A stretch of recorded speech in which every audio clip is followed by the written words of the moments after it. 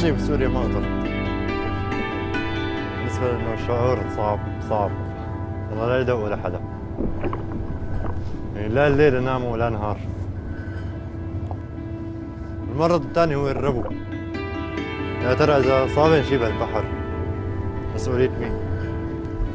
يا ترى ربي بسامحني؟ يا ترى الأولاد راح يسامحوني؟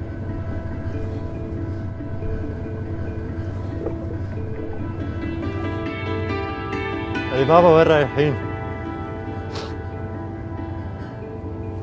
يا بابا واصلين لهون، بعدين شوي على البحر ونطلع. بما ياخذ بالموج أقول أنا خلص انتهينا معه، بس الحمد لله.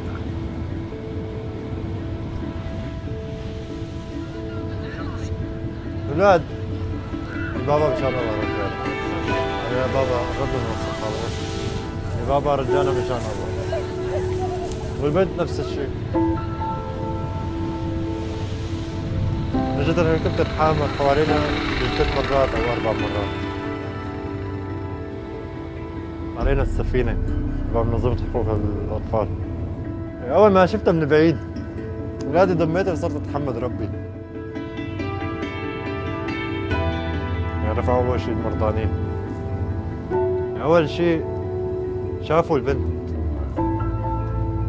فتت لجوا طمنت عليها داوينا الحمد لله.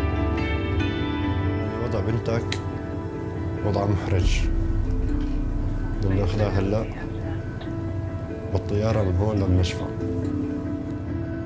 أخذوا المرأة والبنت ضميتهم والولد، ساس الله لا يطعمه لحدا.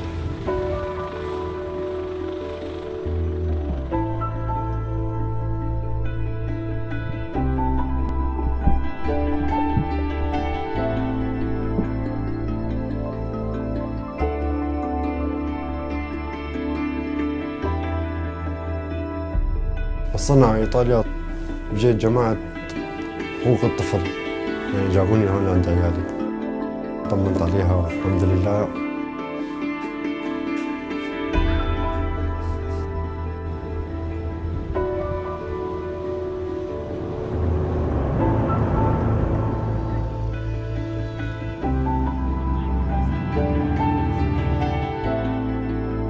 يعني لقيت هو طموحي الوحيد هو تعليم أولادي، معيشة أحسن وأمان أحسن. هذه وراي كل إنسان.